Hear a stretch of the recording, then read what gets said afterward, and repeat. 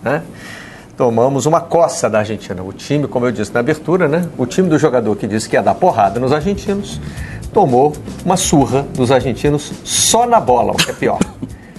O Globo nós mostramos na abertura do programa, né? Chamou de derrota doída essa goleada para a Argentina, que escancara problemas e deixa Dorival na berlina.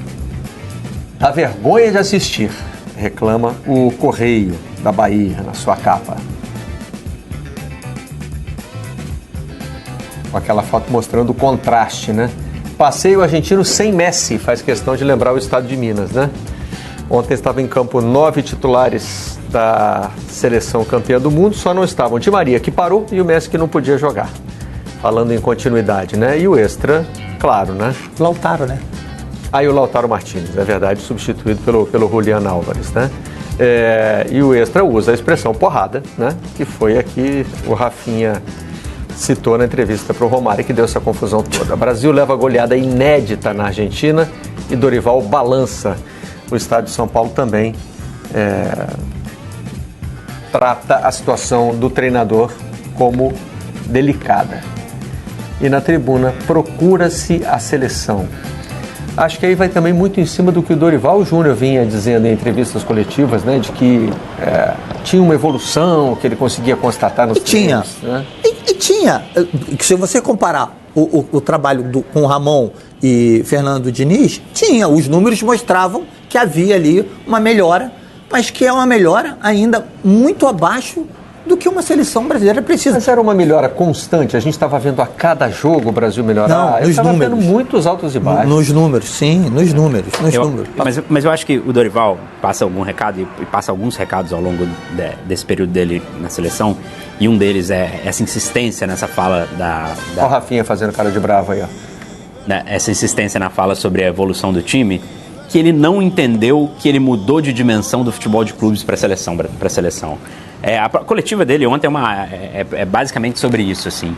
E ao falar de evolução, eu tenho a impressão que o Dorival é um bom treinador, já se mostrou muito competente nos clubes que passou, e ele conseguiu mostrar a evolução em quase todos esses times. Nos últimos trabalhos dele, o trabalho começou de um jeito, ele conseguiu ali consertar a casinha no início, e o time foi evoluindo conforme o tempo foi passando, ainda que no Flamengo tenha dado uma caída no final do trabalho. Essa evolução que é quase natural do dia a dia de um clube, quando você treina um clube, porque você está na repetição ali, tem a impressão que é um método que ele tentou aplicar na seleção, e ele fala do estudo sobre o adversário, enquanto o futebol de seleções, ainda mais hoje, que você tem pouco tempo para treinar, ainda que ele tenha tido um mês durante a Copa América, é outra dinâmica. A evolução, ela precisa ser mais flagrante para você falar em evolução, e ela precisa acontecer de uma forma mais rápida, ela precisa entender mais o jogo a jogo, coisa que ele não fez ontem, por exemplo, o que o Gilmar citou, de fechar mais a casinha ali, entender o adversário. Então, assim, a impressão é que o Dorival, num campeonato que é muito curto das eliminatórias, que ele tinha pouco mais de 10 jogos ali para fazer, eu estou falando no passado já porque eu acredito que ele não vai ficar, mas ainda não é nenhuma informação. Ele tratou como se ele tivesse um Brasileirão de 38 rodadas pela frente, e que essa evolução daria tempo ainda de se ver. Só que é seleção brasileira, é um ano da Copa do Mundo, e a impressão está ficando essa, assim, que o Dorival não entendeu o que mudou, que a dimensão do trabalho dele também precisava mudar. Marcelo, eu quero só lembrar, para quem nos assiste, que o Brasil, há mais de 60 anos, não perdia de 4-1 para a Argentina. E coincidentemente, é coincidência, tá, gente? Coincidência. A última vez que isso aconteceu foi na Copa América Extra de 59, já tinha havido uma Copa América, e teve uma Copa América Extra no Equador, e o Brasil levou uma seleção formada por jogadores que estavam em atividade no futebol pernambucano, e foi chamada por isso de Cacareco. Seleção Cacareco. Seleção Cacareco. E o Brasil tomou 4-1 da Argentina. O Cacareco é mera coincidência, tá? Mas o placar não dá para chamar de mera coincidência, né? O Brasil não sofre 4-1 não sofria 4-1 da Argentina desde essa época. O Brasil já fez 4-1 na Argentina nesse caminho, né? Nós vamos mostrar aqui alguns desses resultados históricos, mas os recordes negativos também vêm se acumulando, né? Essa é uma campanha de eliminatórias com marcas muito ruins, né? E aí não tem como isolar resultado de desempenho o tempo todo. Marcelo, Quando o resultado é assim, flagrantemente ruim, né? Acho que dá para dizer até, com toda a implicância que eu tenho, o Thales é professor de história, mas eu tenho implicância com o uso que a gente faz, né? De qual expressão? Da expressão história, histórico, principalmente. Sim, sim. Né? Qualquer coisa a gente grita que é histórico, mas assim, está entrando para as nossas estatísticas nas eliminatórias, o que o Brasil vem fazendo aí a cada rodada, inclusive ontem. Essa é a pior derrota da história da seleção brasileira em eliminatórias para a Copa do Mundo. E tem começaram as comparações, falando em resultados ruins históricos para o Brasil, né? Começaram as comparações com 7-1. Tem um dado assim, que chama atenção se a gente pega o momento dos gols ontem, né? Teve 7-1 ontem, em chutes a gol para a seleção da Argentina. Quer dizer, se a Argentina tivesse uma precisão de 100%, como teve o Brasil, o placar final teria sido... chance para construir esse placar. 7-1. Então, assim, a diferença nos números é muito gritante. Muito. Né? É impressionante. Olha, 527 passes contra 425. No começo do jogo, quando a TV Globo mostrou 140... Era o triplo. Chegou a ser o triplo. É claro que também a Argentina vai se acomodando no jogo, né? Enfim... a posse de bola da Argentina é muito maior do que a do Brasil, né? 6 escanteios a favor da Argentina contra nenhum a favor do Brasil, enfim. E o próprio chute ao gol no Brasil, que foi o gol, né? O gol do Matheus Cunha, a gente costuma falar muito isso aqui, né?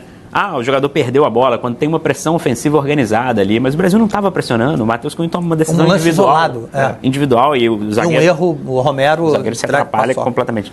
Mas sobre a comparação com o 7-1... Não tem jogada, né? Não. É um roubo de bola e chute a gol ali do jeito que deu. Se a gente divide os 90 minutos de jogo na forma mais simples possível, 9 partes de 10 minutos, o Brasil tomou gol em 4 desses tempos, né? Tomou no primeiro... é bem provável que nas outras 5 tenha ficado perto. Perto disso. No 7-1, também, só tomou gol em 4 dessas coisas, porque o 7-1 tem um apagão, tem um momento ali que o Brasil se perde mentalmente. Mas um Brasil dominado por completo durante todo o jogo foi muito parecido ontem. Foi muito parecido, esse placar poderia acontecer. Não dá pra gente... a falta do Rafinha poderia ter entrado. Não tem onde escapar da seleção. A seleção não criou nada, fez as substituições. O recado das substituições é muito ruim, porque ele não mudou taticamente quase nada. Foi tudo muito ruim. Assim. Marcelo, eu faço uma pergunta para vocês aqui. Me ajude a entender. Quem é o líder dessa seleção em campo? Quem é o líder? Quem é o que pega a bola, bota no baixo? Quem é o Didi da Copa de 58, pega a bola, bota a bola debaixo do braço e vai pro meio campo? Não é o Didi jogador, a excelência, a magnitude do Didi. Não é isso, é o líder do time. E eu te pergunto, por que o Casemiro foi rifado desse trabalho? Por quê? Eu acho que é porque foi a temporada dele é muito ruim. Mas a temporada em clube é uma coisa. A temporada do Ederson é espetacular assim, para ele chegar para uma data FIFA dessa? Não sei, mas eu acho que o Casemiro é uma caída técnica muito grande no clube, a ponto de não justificar também uma convocação. Olha, eu vou falar uma coisa para você. O Brasil, a seleção brasileira, o processo de montagem de uma seleção brasileira, ele precisa ser observado por vários ângulos. E tem no seu histórico particular a necessidade de você ter uma representatividade em campo. Muitas vezes você leva para a seleção um jogador que está em boa fase, que não é grandes coisas no cenário, mas está em boa fase no clube, mas quando você coloca a camisa da seleção nele, você fala assim, por que esse cara está fazendo aí? E tem outros que não está em boa fase, ou que está em clube da segunda ou da terceira divisão, ou que está em clubes, em centros menos competitivos, que você traz para a seleção, porque, um termo que os profissionais gostam de usar, animicamente, ele transforma, ele cresce num ambiente de seleção. Então, assim, essa seleção, há algum tempo, ela sente a carência, sente a falta de um líder, de um jogador que tenha maturidade para passar para os outros, que não é normal, cara, você levar 3 gols da Argentina num só tempo.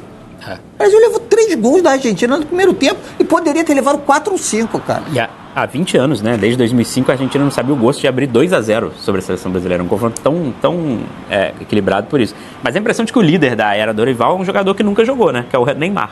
Pelo discurso do Dorival, antes até do jogo contra a Colômbia, que se preparou, que essa seleção se prepara para o Neymar, o que eu acho de vários erros do Dorival, esse ainda mais admiti-lo publicamente, é um dos maiores. Como você se planeja, assim, na última quarta-feira a gente estava aqui, o Tim, por exemplo, que eu discordo dele, mas era contra a convocação do Neymar.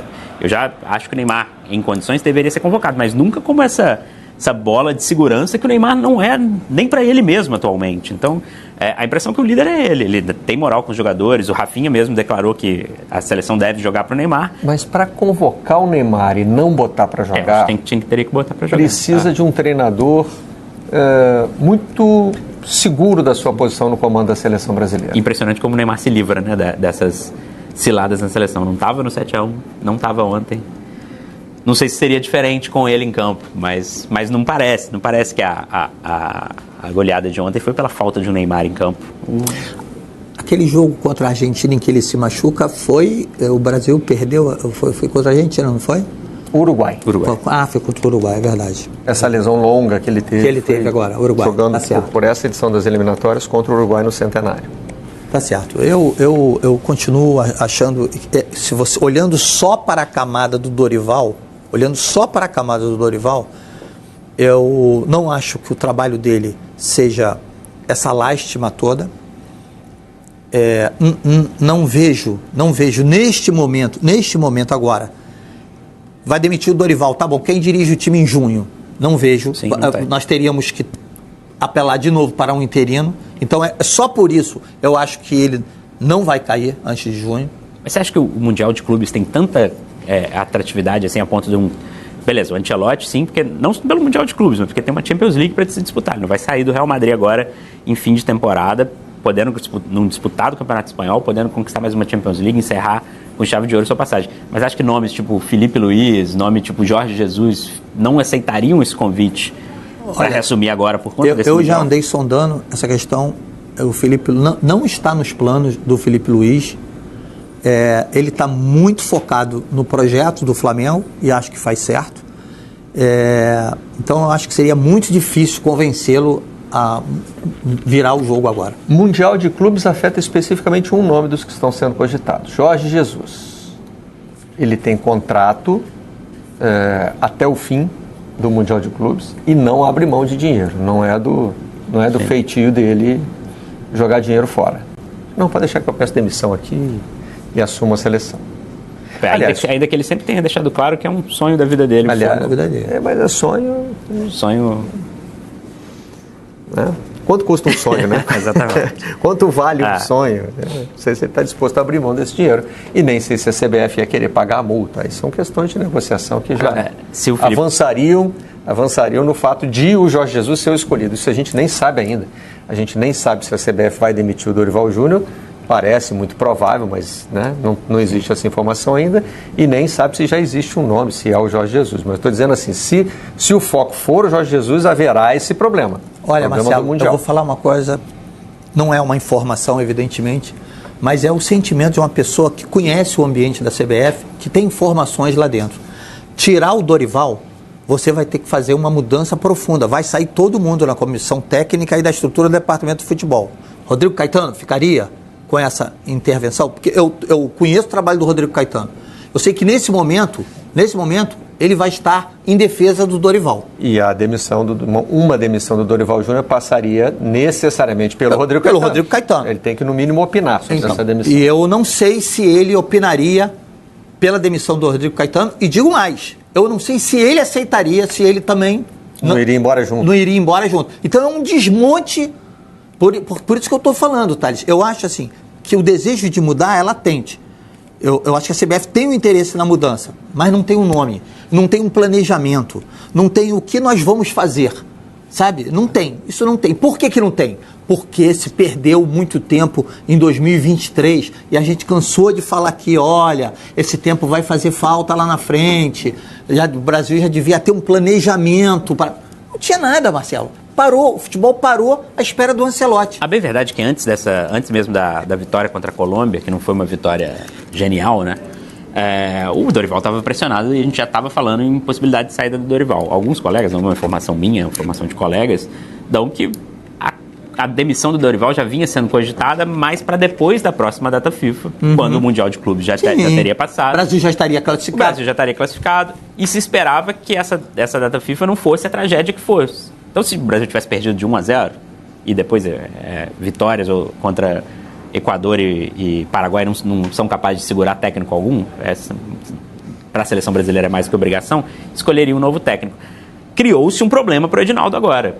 Por quê? O que ele vai fazer? Ele vai manter o Dorival até a próxima data FIFA para depois tirar? No meio dessa aclamação pública, eu acho que o torcedor quer que o Dorival saia, né? O torcedor brasileiro, em maioria, quer isso. Ou vai ter um técnico tampão? A gente consegue imaginar, assim, o pior dos cenários, eu acho, seria voltar ao começo de todo esse trabalho errado, que seria botar interinamente o Ramon Menezes, por exemplo, na seleção para dirigir 2 amistosos, escolher um técnico mais apressadamente, não esses nomes que são os preferidos, pelo menos do público e do Edinaldo, que a gente sabe da paixão que ele tem pela ideia do Ancelotti. Então, assim, tá numa sinuca um pouco essa questão da escolha.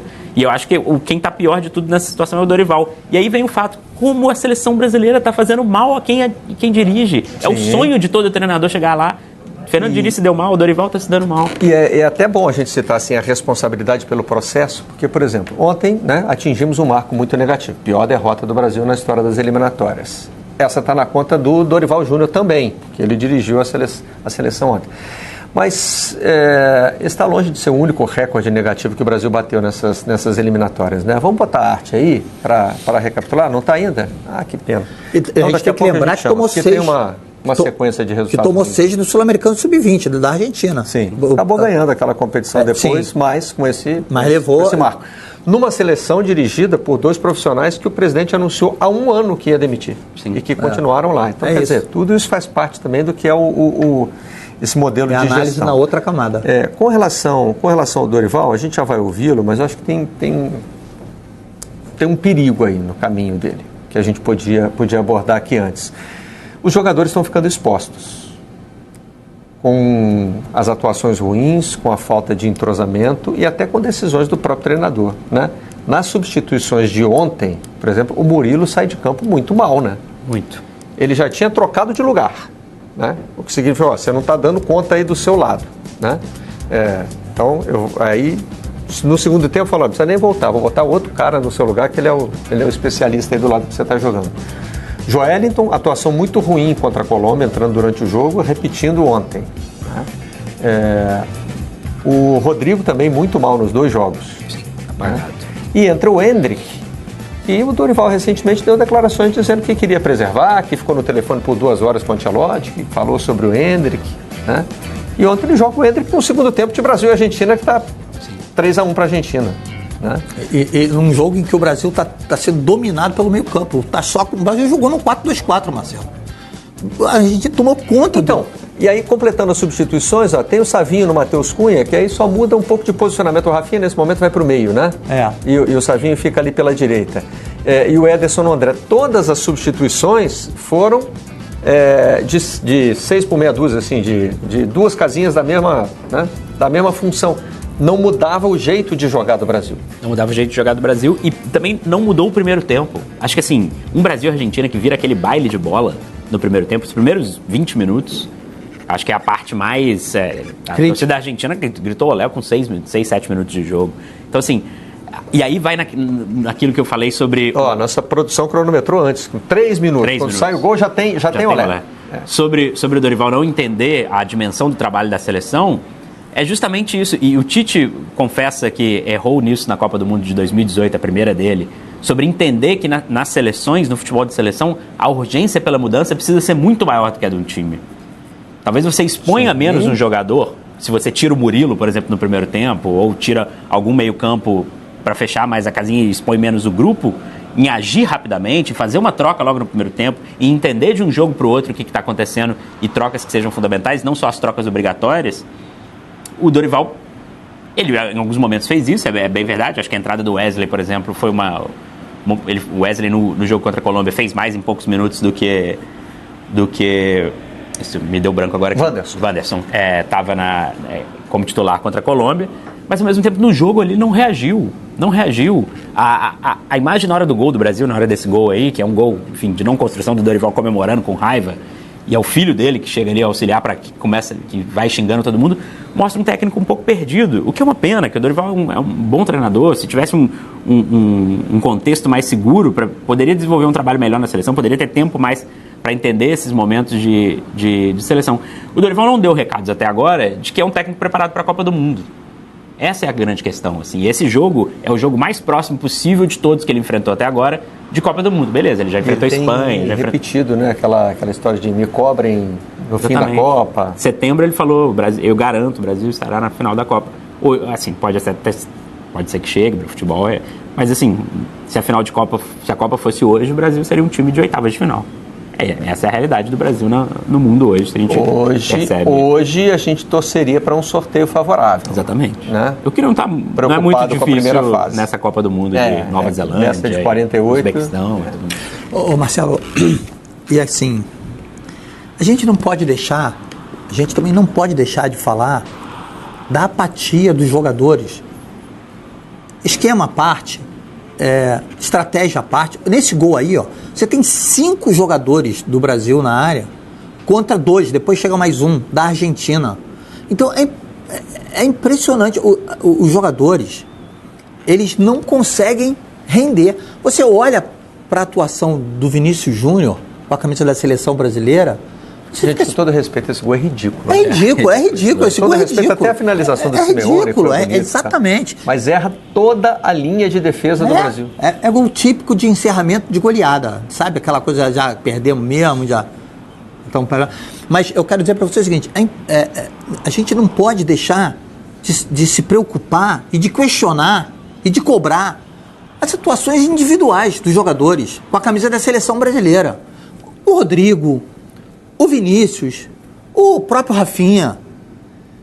O Rafinha, nessa entrevista aí, nesse pronunciamento, nesse bate-papo com o Romário, ele se travestiu de um perfil que não é dele, que não se encaixa nele. Ele não tem caixa para assumir aquilo ali. E sentiu o jogo. Ele sentiu o jogo. Se calou. E quando tentou, e tem mais, hein? Eu vou falar aqui. Quando tentou botar as asinhas de fora, mostrar raivinha... Foi enquadrado. Foi enquadrado e ficou pianinho, entendeu? E ficou pianinho. Então os argentinos venceram na bola e na porrada. A porrada nem chegou a ter não, muito, na né? porrada, porque é o seguinte, não teve nem porrada. Entendeu? Aí, ó, esse foi o momento que ele teve. É isso, sai pra lá, maior, não vem aqui não, entendeu? Olha lá. E ficou por isso mesmo.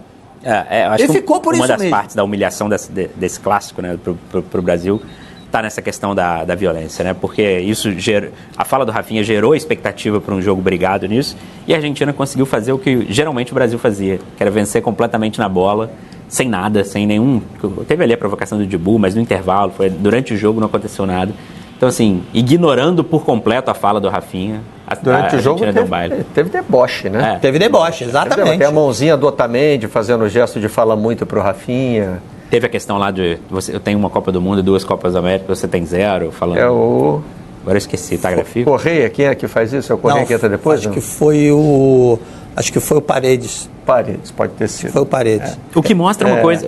O Enzo tem uma hora que faz um gestinho assim pro Léo Ortiz também, que não deu para entender, mas enfim. Foi pro Rodrigo essa. O Rodrigo falou pro Paredes, você é muito ruim. E aí mostra, tem uma Copa do Mundo e 2 Copas da América, de um elenco que se importa com a seleção, que se importa com os títulos ganhos ali na seleção. Embaixadinha. E que sabem que tem... Eu falo muito do Otamendi ali. E assim, falando em Otamendi, né? A grande dúvida sobre essa seleção argentina, e vai seguir sendo, não é esse jogo que faz ela escapar dessa dúvida, até porque teve uma falha bizonha de um zagueiro, é a defesa, né? É a defesa, Otamendi, Romero ali, não é uma defesa segura, é uma defesa que não se renova. Mas o sistema é eficiente, Paredes. Você tem 0, eu tenho 2 Copas da América e um Mundial. Esse é o gestinho que eu não entendi do Enzo. É uma interação com o Léo Ortiz. Então, mas essa defesa também de Romero é uma defesa que não se renovou, né? Que não foi. A Argentina não tem nenhuma novidade. A Argentina tem uma grande novidade no meio-campo. Acho que Thiago Almada é um jogador impressionante, está mais impressionante do que se demonstrou aqui no Brasil. Tanto no Lyon vem fazendo boas partidas, como nessas 2 partidas das eliminatórias. Errou algumas jogadas ontem, mas foi quem deu o passe, por exemplo, para o Julián Álvares fazer o primeiro gol. Olha aí, ó. Com relação à final da Copa do Mundo, Gilmar, não tem a saída do Lautaro, não. O Lautaro tinha sido substituído pelo Álvares. para a final. Ele foi um titular durante mas estava no grupo. Estava no grupo, jogou sim. a Copa Mas do ali, Mundo ó, e tal. a Mas linha se de comparar a escalação da final, né, com a de ontem... E a linha da defesa é a mesma. Sim, só muda Messi e Di Maria. Molina, Romero também de Tagliafico. Que não é uma defesa dos sonhos, né? Acho que assim, o Marquinhos, por exemplo, jogador por jogador, tem vaga nesse time aí. Como vários jogadores do Brasil, se a gente for pegar nesse exercício de jogador por jogador, tem vaga. Tinha-se muita dúvida sobre como essa defesa ia se comportar, ainda mais no ataque do Brasil, que tem Vinícius Júnior, Rodrigo, Rafinha, bons jogadores ali na Europa. E não deu nem para acontecer esse confronto. A nossa comparação agora de Brasil com Brasil não é de 2022 para cá, é de semana passada para cá. Olha aí o que mudou. É que tem muito jogador suspenso também, né? Machucado. Alisson e Gerson se machucaram. Mas olha ali, no sistema defensivo, ó, o Alisson não estava, o Gabriel Magalhães não estava, o Wanderson não estava, o Gerson não estava. Quatro jogadores. Se for pensar em Copa do Mundo, acho que tem 6 jogadores, né? Alisson, Magalhães, Wanderson, Gerson e Bruno Guimarães. 5 jogadores. E se for pensar em Copa, ó, Alisson, Marquinhos, Bruno Guimarães, Rafinha, Rodrigo e Vini estavam. Né? 3, 4, 5, 6. 6 jogadores que estiveram no jogo contra a Colômbia. Mas ontem, no time de ontem... no time de ontem, porque aí tem muito suspenso. Né? No time de ontem não tinha... Aí foi embora o Alisson, foi embora o Bruno Guimarães, enfim, o Brasil perdeu a representatividade de Copa, mas não por escolha, né? Por necessidade. Aí só o trio de ataque, né? Na verdade, ontem só o... E o Marquinhos. E mais o Marquinhos. E é engraçado, né? Alguns torcedores do Brasil vêem essa crítica muito nas redes sociais, falam, não dá pra aceitar jogador de Newcastle, jogador de Brighton, não sei o quê. A Argentina tem tudo jogador da Fiorentina. Da Roma. Jogadores, assim, de clubes que estão no mesmo nível, não é esse o problema. Mas ontem mesmo a rede social estava falando, olha aí a Colômbia com um jogador que atua no Brasil, mostrando pro Brasil como é que se joga. Então, quer o quê? Sim. Tudo isso me faz crer e reforça a minha convicção de que você empacota isso no termo processo. E aí você acaba perdoando, atenuando a responsabilidade do Dorival, embora a responsabilidade dele, como você destacou aqui, sublinhou aqui, neste jogo. Neste jogo ele é o responsável realmente. Você sabe que ontem eu bati na madeira aqui da nossa bancada, dizendo, já pensou se acontece uma goleada igual a do Sub-20? 6-0, né? Aí é claro que a repercussão vai ser muito grande. Bom, aconteceu uma goleada, não foi tão grande quanto a do Sub-20, mas foi a maior do Brasil nas eliminatórias. A repercussão está enorme, repercussão negativa. Mas eu complementei dizendo o seguinte, só que para esse jogo especificamente não dá para a gente focar tanto no Dorival. Ele fez 6 substituições, sendo que 4 delas por obrigação, né? Mas, curiosamente, mesmo assim, a gente ainda pode considerar que o Dorival errou muito no jogo. Aí, ó. Agora eu lembrei de uma coisa aqui, ó. O pacote, né, que ele tinha que administrar ontem. A Argentina estava sem Messi e Lautaro. Só tem uma chance. Agora eu lembrei aqui. Só tem uma chance, na minha visão, do Brasil, da CBF, demitir o Dorival e trocar o técnico.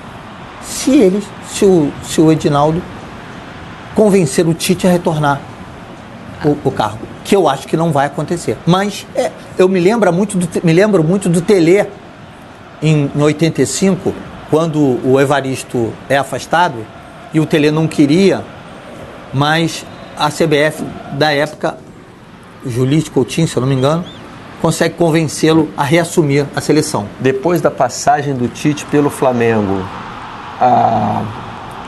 a visão, a posição da opinião pública não mudou com relação a ele? Mudou.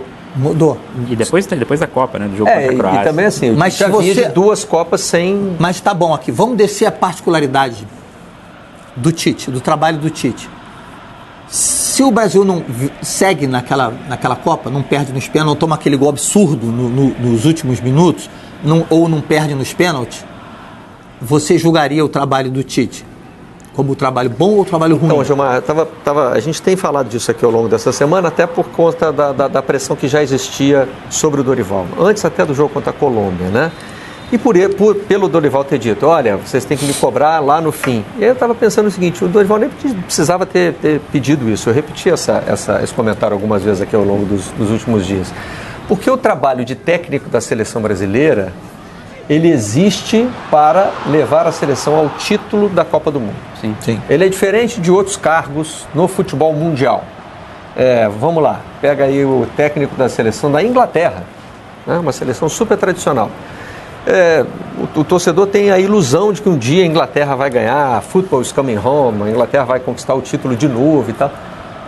Mas ele não considera que isso seja uma obrigação. No Brasil é obrigação. Sim. Obrigação. O técnico, a seleção brasileira sempre se considera, no mínimo, uma das favoritas a ganhar a Copa do Mundo. Então, por mais que a gente fale em processo, é lógico que o processo, é melhor que o processo exista, né? Porque no futebol tem uma discussão também enganosa, né? Entre botar o processo de um lado, né? ou o desempenho de um lado e o resultado do outro, né? Você tem que fazer, no futebol, você tem que fazer, a história do livro A Bola Não Entra Por Acaso é esse, né? Lá no fim, uma jogada ou outra pode decidir, o resultado pode não vir. Mas a obrigação de quem comanda um time de futebol fazer com que o processo seja tranquilo, com que o processo seja sereno, né? Para que na hora H você tenha o melhor trabalho possível. Só que na seleção brasileira, a gente espera que o resultado seja ganhar a Copa do Mundo. Sim. Por melhor ou pior que seja o processo, né? Se o processo for suave, como foi com o Tite? O último ciclo de Copa do Mundo. Os 2 últimos. É um ciclo que teve tudo que um treinador de seleção brasileira pode esperar. Ele teve apoio, teve suporte, o time jogou bem, né? Os jogadores entendiam. Na hora H, aquela bola da Croácia entrou, aqueles pênaltis, etc, etc. E aí a avaliação do Tite não tem como não passar por esse jogo. Não dá. Tudo bem, mas... Ainda mais se falando de seleção brasileira. Mas perfeito, eu concordo com você em tudo. Só que se você está analisando processo, se você está analisando trabalho, se você for analisar trabalho, você não pode dizer que o trabalho do Tite foi ruim. Ele não é o técnico da minha preferência, ele não é o técnico que me agrade, o estilo dele, mas eu não posso negar que ele chegou lá e arrumou a seleção brasileira em 2 ciclos. A seleção brasileira perdeu para a Bélgica num jogo que foi pior, a Bélgica foi melhor, mas a seleção mostrou poder de reação dentro do jogo, teve um lance conturbado de arbitragem. Tem tudo isso, mas você também pode dizer, é um fato, que a seleção brasileira comandada pelo Tite não conseguiu passar de uma seleção europeia em eliminatória de Copa do Mundo. E o Tite, assim, acho que tem duas vezes, na primeira vez que o Brasil pegou uma seleção europeia numa competição, e não eram seleções do primeiro escalão. Não foi França, não foi Espanha, não foi Alemanha. Eu gosto do Tite. Croácia. Eu gosto muito do trabalho do Tite, acho o Tite incrível. Acho que o trabalho no Flamengo não pode resumir a maneira como a gente vê o Tite hoje. Acho que ele precisa mostrar mais pós-seleção. Acho que é um trabalho ruim, mais curto. Mas eu acho que o Tite nem que gostaria de assumir a seleção. Acho que vira uma obsessão grande ir para uma terceira Copa do Mundo. E acho que o Tite nem tem condições, porque o Tite, e isso me incomoda um pouco nele, nunca falou sobre 2022. O Tite nunca dissecou essa derrota. Como é que ele vai entrar num novo processo para 2026, se eventualmente ele fosse o nome escolhido, sem nunca ter discutido publicamente ali o que aconteceu no jogo contra a Croácia? Não, ele falou. Ele falou sobre 2022? Ele falou muito sobre 2018, isso ele deu. Mas sobre 2022, ele assume o Flamengo. A coletiva de apresentação dele, depois que assume o Flamengo, é semanas depois que ele começa a dar o treinamento. E aí a pauta já é toda sobre o Flamengo. Também não foi perguntado, nunca deu uma entrevista específica sobre o que... A gente nunca ouviu o Tite sobre polêmicas da Copa, por exemplo, que eu sei que a gente discorda sobre Neymar bater o primeiro pênalti ou não. Ele nunca foi ouvido sobre o fato dele ter, para além daquela coletiva onde ele ainda estava muito impactado, sobre ele ter saído depois dos pênaltis e não ter ficado para acudir os jogadores. Ele nunca falou sobre a derrota em si, sobre o lance de ter a 4 minutos do fim tantos jogadores na frente. Essa derrota ele digeriu internamente, foi uma escolha dele. Mas ele nunca... Acho que ele não ultrapassou ainda uma etapa da história dele com a seleção para começar uma nova. Sobre bater o primeiro pênalti, não é nem que eu discorde, eu só não entendo. Eu não consegui me convencer ainda da importância, porque assim, no meu tempo o craque batia o 5º pênalti. Aí, claro, o futebol muda, as coisas mudam, ok, eu tento acompanhar. Mas por que bater o primeiro é importante? Eu ainda não consegui. Eu acho que varia, entender. Marcelo, eu acho que essa discussão aí é uma discussão. Mas eu acho que varia. Fuga ao tema. Varia de grupo para grupo, de jogo, de momento para momento, enfim. Eu acho que tem essa particularidade. Agora, Thales, eu já vi muita coisa no futebol, e pelo que eu conheço dos dirigentes, assim, nada, rigorosamente nada, resiste a uma boa conversa, a uma boa proposta na mesa, uma vantagem financeira, um apelo, um discurso, uma narrativa e uma boa assessoria de imprensa. Sim. Então, isso aí são... O que eu... Pare e pensa. Vamos radiografar o momento do futebol brasileiro, o momento da CBF. Não ter um técnico... Não tem um técnico. Eu podia postar para você aqui que se o Edinaldo fosse em cima do Abel Ferreira, negociasse com a Leila, talvez ele obtivesse êxito, talvez fosse uma boa escolha. Mas tem um Mundial no meio do ano. Sim. Então, antes do Mundial, eu não vejo uma opção que passe aos nossos olhos que não seja o Tite. Que não seja, não sei se é isso que ele vai... Eu acho que não vai fazer isso. E acho que vai manter o Dorival. Mas... E esse processo, né, como a gente estava dizendo, o que aconteceu nas eliminatórias não foi só sob o comando do Dorival, não foi só sob o comando do Fernando Diniz. O que há em comum, né, a toda essa campanha com marcos históricos negativos da seleção brasileira é a gestão da CBF. Nem o Rodrigo Caetano está desde o começo, né? Sim. Nem o diretor de seleções. Sim. Então, assim, quem esteve em todas essas marcas que a gente vai mostrar agora, né? O presidente, reeleito por aclamação anteontem, e sua diretoria, né? Então, o Brasil sofreu a primeira derrota em casa nas eliminatórias, também para a Argentina, no primeiro turno. Sofreu a primeira sequência de 3 derrotas em eliminatórias, culminou com essa para a Argentina em casa, né? Antes tinha perdido para Uruguai e Colômbia. Também é a primeira vez que o Brasil sofre 4 gols, né? É a maior derrota que o Brasil já sofreu nas eliminatórias, essa de ontem, aí sob o comando do Dorival Júnior, e teve um adversário que conseguiu uma vitória inédita sobre a seleção, que foi a Colômbia, né? A derrota de ontem também é a maior da seleção desde o 7-1. Quer acrescentar mais um marco? O Brasil fazia despedir dessas eliminatórias sem vencer a Venezuela. Sim. Não imagino que isso já tenha acontecido. 2 derrotas para a Argentina, tem muito tempo que talvez não aconteça também. 2 derrotas para a Argentina numa eliminatória. Não acontece porque o Brasil nunca tinha perdido em casa. Sim. A Argentina venceu o Brasil em casa pela primeira vez. Assim, gente, é uma eliminatória para a gente, né? Não vai necessariamente para os livros de história, mas para os livros de história do futebol. A geração mais nova do que eu talvez não consiga compreender o peso do que é uma derrota para a seleção brasileira em eliminatórias, porque foi se acostumando com isso ao longo do tempo. Eu lembro muito bem de 93, a derrota para a Bolívia. O escândalo que foi uma derrota para a Bolívia. Foi a primeira derrota do Brasil nas eliminatórias. Em 1993. Eu lembro, por acaso, foi o dia que meu avô morreu. Isso ficou muito marcado ali, porque foi uma tragédia no país. O Brasil perdeu nas eliminatórias. Até 93, está falando da década de 90, não tinha existido uma derrota. E agora a gente convive com essas estatísticas de derrota o tempo todo. Agora, para os supersticiosos, né, o Brasil passou no sufoco por essa edição das eliminatórias, vencendo o Uruguai no Maracanã. No fim não precisaria, né? Mas o 2-0 foi tão marcante pela atuação do Romário, outro protagonista do jogo de ontem, né? Mas o Brasil passou mal naquelas eliminatórias e foi campeão do mundo. Em 2002, já no sistema de pontos corridos, o Brasil precisou de uma vitória sobre a Venezuela na última rodada, jogando em São Luís, para garantir a vaga para a Copa. Luizão foi herói. E ganhou a Copa do Mundo. Então, para os supersticiosos, né? Eliminatória ruim é igual a Copa do Mundo boa.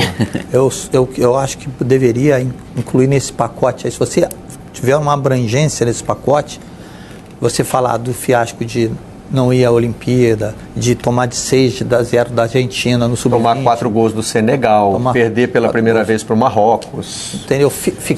A gente está focando em eliminatória. O Brasil ficou 9 meses sem treinador, foi isso?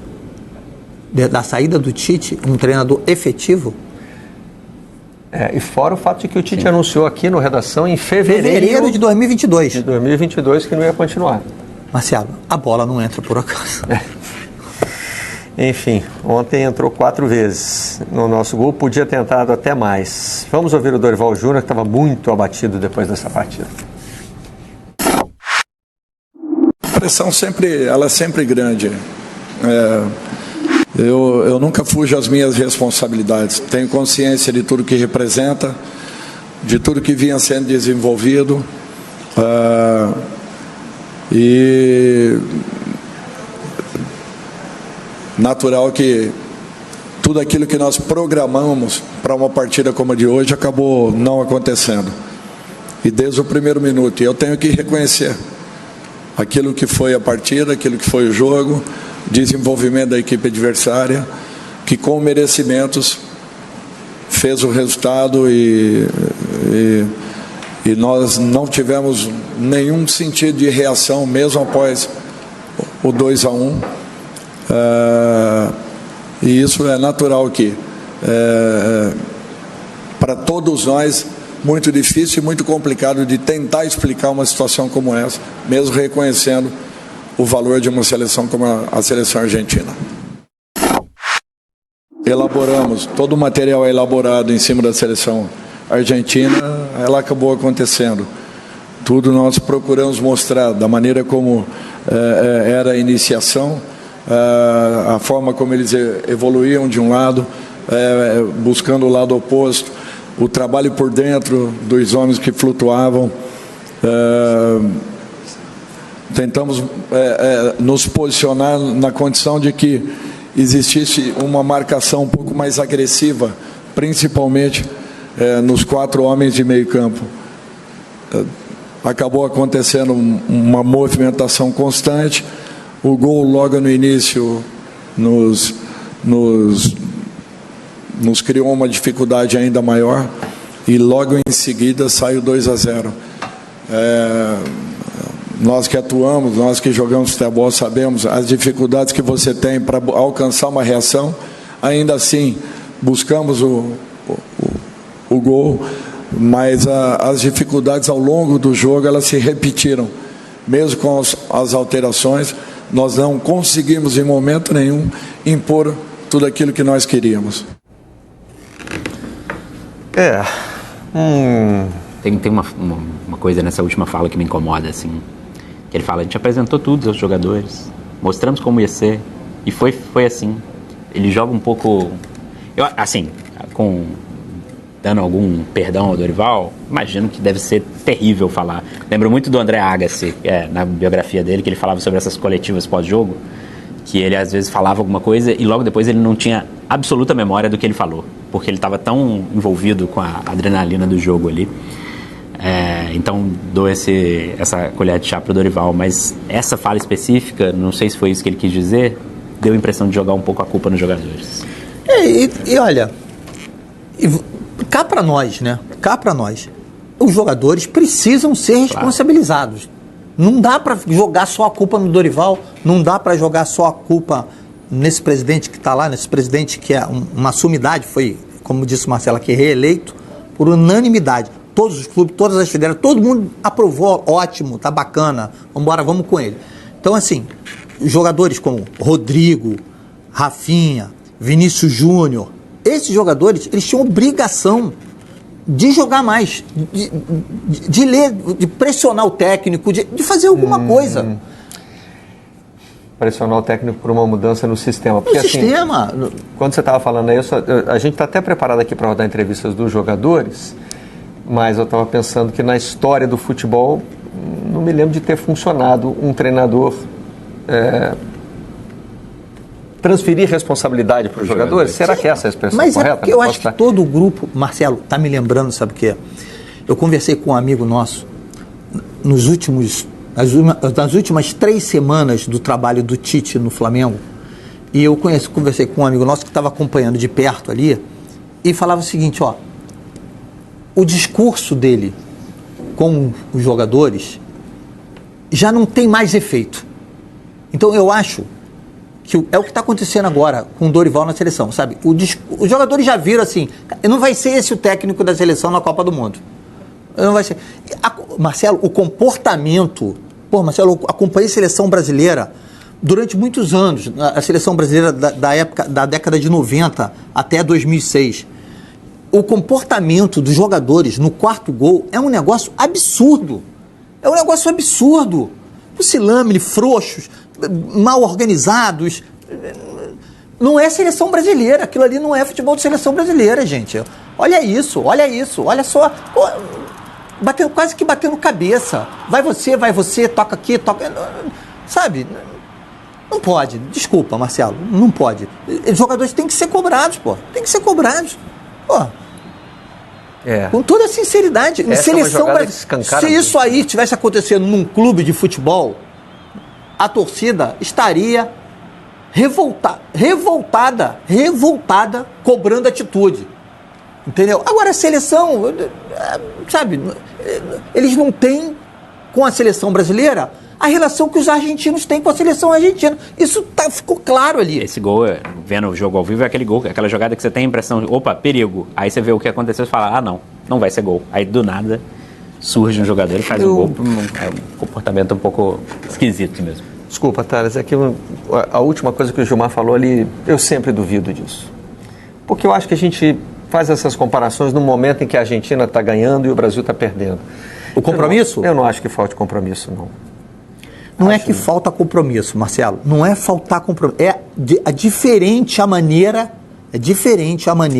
como os caras... O Messi passou 10 anos sendo acusado de ser espanhol em vez de argentino, antes de ser tratado como o mais importante do país. Sim, mas aí é jogar mal. Eu não estou falando de jogar mal. Estou falando de comportamento, de postura. De comportamento, de postura. Não é postura de jogador de seleção brasileira. Desculpa, não é. Quando o Brasil meteu 4-1 na Argentina numa final de Copa das Confederações. Eu estava lá. Eu também. Então. E a gente viu que os jogadores tinham postura. E os da Argentina, não tinham? Tinham. Não tinham compromisso com a seleção argentina? Isso foi muito doído. Foi muito doído para eles. Só que o trabalho da seleção brasileira, ali naquele momento, era melhor do que o trabalho da seleção argentina. Você pode incluir aí, inclusive, a final na Copa América de 2004. Aliás, esse jogo aí nos fez acreditar que a seleção... Sim. Né, voaria na Copa de 2006. Curiosamente, foi no mesmo ano que a Argentina conseguiu um placar, abrir 2-0 sobre a seleção, com Crespo nas eliminatórias, em Buenos Aires, também no Monumental. Acabou o jogo por 3-1, né? Antes desse jogo aí. Nesse jogo aí o Brasil treinou por mais tempo, né? Era uma seleção que estava bem montada. O Adriano nesse jogo aí é um espetáculo. O Ronaldinho também é um espetáculo. O time todo jogou bem nesse jogo. E um time que não contava com alguns jogadores, né? Não contava... Acho que o Cicinho jogou, né? Não era Cafu. E olha, caiu uma tempestade histórica no estádio minutos antes do jogo. Lembra disso? Afundou a cobertura, né? A cobertura, de lona, uma coisa assim, né?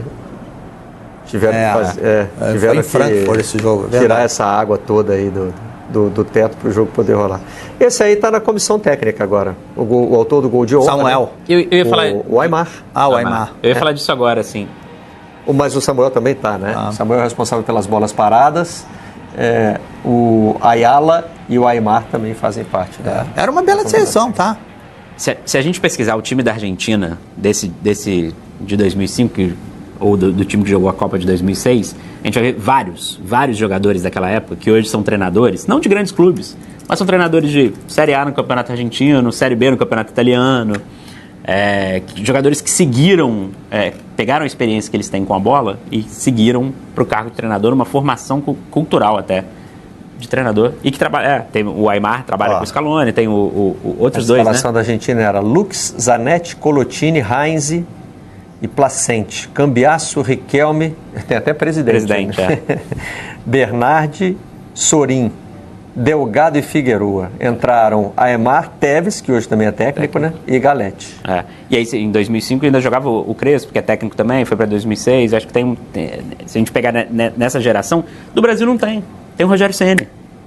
A seleção de 2002, que foi campeão do mundo, tem o Rogério Ceni. A gente não forma treinadores, e por isso a gente entra nessa discussão também. Sim. A formação de treinadores do Brasil é uma coisa muito ruim, assim. Eu acho que é uma questão cultural, inclusive. Os jogadores não se interessam pelo mundo da bola, são raros os que... E aí a gente não tem novidade. Quando a gente vai falar de treinador para os próprios clubes aqui, a gente fala dos mesmos nomes e continua a repetir os mesmos nomes que a gente falava nessa época para treinador, né? A diferença é que Parreiras está aposentado, Filipão, as pessoas acham que não serve mais. Mas a gente não tem uma renovação, enquanto a Argentina está tendo. E a prova disso é o Scaloni. Bom. E por isso eu talvez lamente se o Felipe Luiz mesmo... A torcida do Flamengo vai ficar brava comigo. Mas por isso eu talvez lamente se o Felipe Luiz... Se eventualmente a escolha do Edinaldo for o Felipe Luiz não escolher esse bonde, assim. Não pegar esse trem nesse momento. Obviamente a torcida do Flamengo detesta a ideia, quer que o Felipe Luiz fique hoje para sempre. Mas a gente precisa de novidade, a gente precisa de um treinador que consiga. O Guardiola pegou time grande logo depois. O Flamengo já é um time grande para o Felipe Luiz, mas o Guardiola já embarcou no Barcelona logo depois de se aposentar. O Zidane também é a mesma coisa. Então, assim, se o Felipe for esse cara mesmo, se ele for esse treinador que parece que ele seria legal ver ele na seleção logo. Bom, a gente está falando dos jogadores da seleção, né? E tem aí as entrevistas deles para rodar. Hoje a gente chega no vestiário, não tem muito o que falar, né? Só pensar no que a gente fez dentro de campo, todo mundo muito mal, jogamos mal. E a Argentina fez uma excelente partida com o seu público. Acredito que a gente tem que fazer muita coisa diferente e pegar as coisas boas que a gente tem feito também na eliminatória para ir criando um grande elenco, né? Porque todo mundo sabe o peso que é jogar com essa camisa, a dificuldade que de tudo, né, que nos põe. Mas a gente tem que melhorar, seguir com a cabeça erguida, porque nós somos brasileiros, não desistimos nunca. E a gente vai classificar para a Copa do Mundo e tentar fazer de tudo pelo nosso país. Acredito que a Argentina tem muito tempo de trabalho já, né? São muitos jogadores que jogam muito tempo junto na seleção. Eles ganharam a última Copa, tem a confiança. É normal que a gente está tentando encontrar a nossa maneira de jogar, está tentando a nossa maneira de ganhar a confiança da torcida, ganhar a confiança de todos os jogadores que tem aqui. Mas o trabalho é longo e a gente tem que seguir melhorando. Eu acho que Brasil e Argentina, independente do clima que se cria pré-jogo, é sempre a mesma coisa. Vir aqui é sempre muito difícil. A gente sabe a grandeza que tem as duas seleções, a gente sabe que eles estão num momento melhor que o nosso. Eu acho que, sendo muito sincero, hoje não representamos a grandeza do que é a seleção brasileira. Eu acho que todo mundo está muito triste por isso, tenho certeza. A gente jamais imaginou começar um jogo e sair com uma derrota como essa. Mas, bom, tem dois caminhos. Tenho que se lamentar e tentar melhorar com isso aí, aprender e, sem dúvida nenhuma, fazer o possível para representar a seleção brasileira no que puder. Acho que quem analisa sempre espera um resultado positivo, ainda mais quando se trata de um Brasil, né? Eu acho que desde quando o Dorival iniciou, realmente teve uma evolução. Como são poucos tempos de treino, infelizmente eu acho que isso acaba dificultando um pouco. A gente tem de exemplo uma Argentina que já vem de um bom tempo jogando junto. Eu acho que muitos jogadores já iniciaram jovens na seleção, acho que isso faz diferença para eles, já tem um jogo assim combinado que faz a diferença para eles. A gente ainda está criando isso, mas eu acho que, como o Dorival comentou, tem essa evolução. E, cara, é seguir acreditando, porque tem coisas boas, tem coisas a melhorar e eu acho que todo mundo junto acreditando nisso, as coisas vão acontecer realmente. Presidente.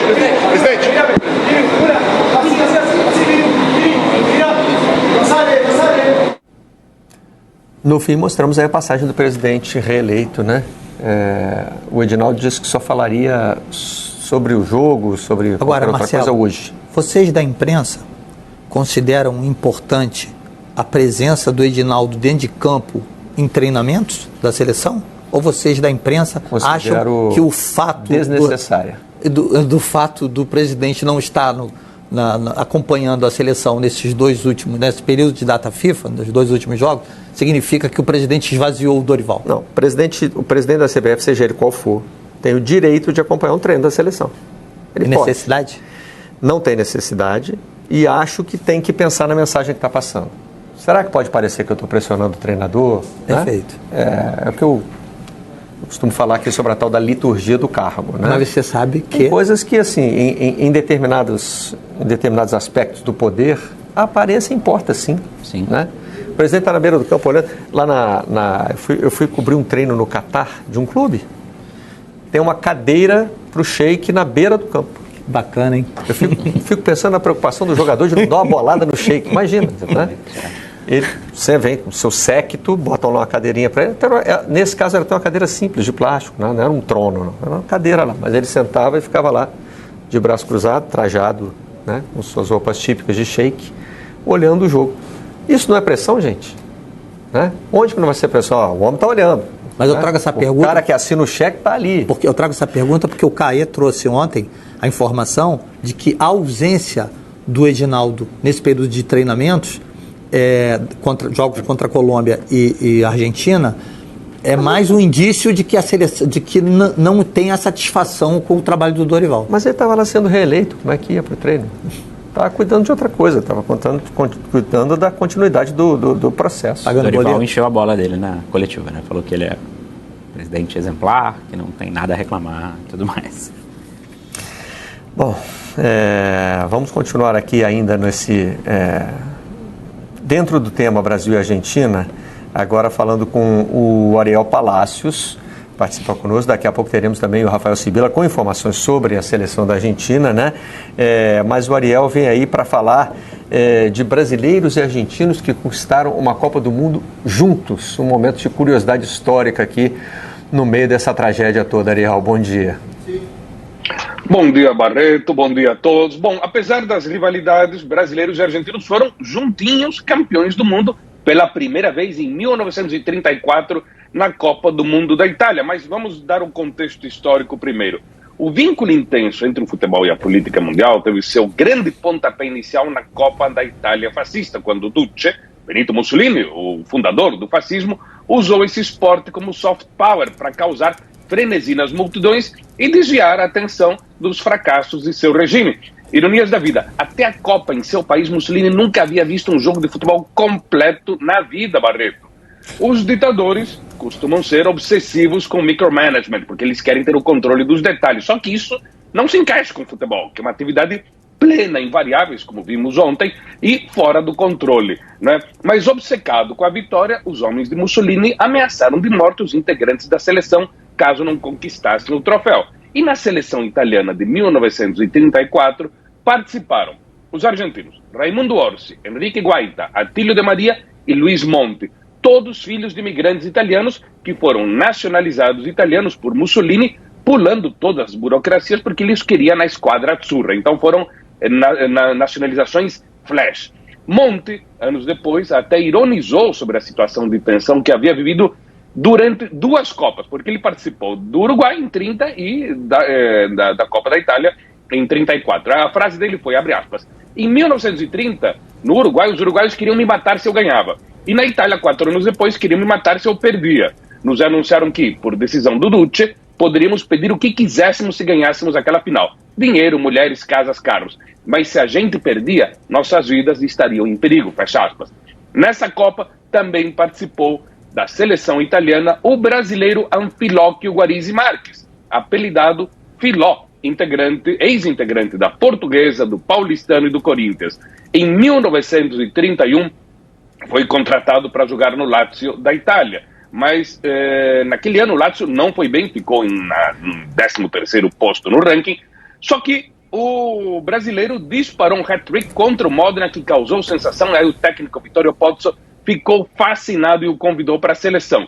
Mas antes disso, Anfilóquio foi convidado pelas autoridades fascistas a se nacionalizar italiano, porque sua mãe era uma imigrante italiana que havia migrado ao Brasil. Então, para dar um touch mais italiano, Anfilóquio, que era assim, Anfilóquio Guarizzi Marques, se transformou em Anfilogino Guarizzi. No Brasil, todo mundo, na realidade, chamava ele, para sintetizar, de Filó. Bom, com a vitória, era mais fácil, mas enfim, mas os italianos preferiram Anfilogino Guarizzi.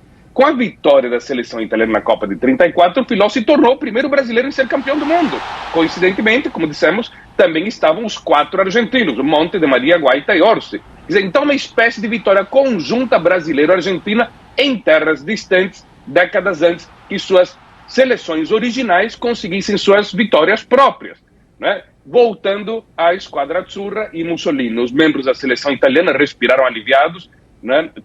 Quando venceram, tiveram pelo menos a garantia de sobreviver pelo menos outros 4 anos, até a Copa de 38 na França, e receberam ali a taça Jules Rimet da FIFA. Só que para turbinar a exibição nacionalista, Mussolini deu à vitoriosa seleção italiana, parênteses também argentina e brasileira, uma Copa própria, a Copa del Duce, a Copa do Duce, uma espécie de troféu adicional que tinha 6 vezes o tamanho da Jules Rimet. Os ditadores, como sabemos, às vezes estão preocupados com o tamanho real e o que supõem que seja. Marcelo? Ariel, não tenho papelitos para mostrar aqui, mas o meu sobrenome materno, meu sobrenome do meio, passou por um processo inverso. O avô do meu avô quando chegou ao Brasil, vindo da Calábria, o sobrenome dele era Guglielmini. Guglielmini, né? E o escrivão, quando foi registrá-lo aqui no Brasil, disse, não, muito complicado, vai virar Guilhermino. E pronto, vida que segue. Tá errado. Tá errado, não é assim. O escrivão deve ter falado. Aqui vai chamar Guilhermino. E por isso, Por parte, temos hoje a família por parte Guilhermino.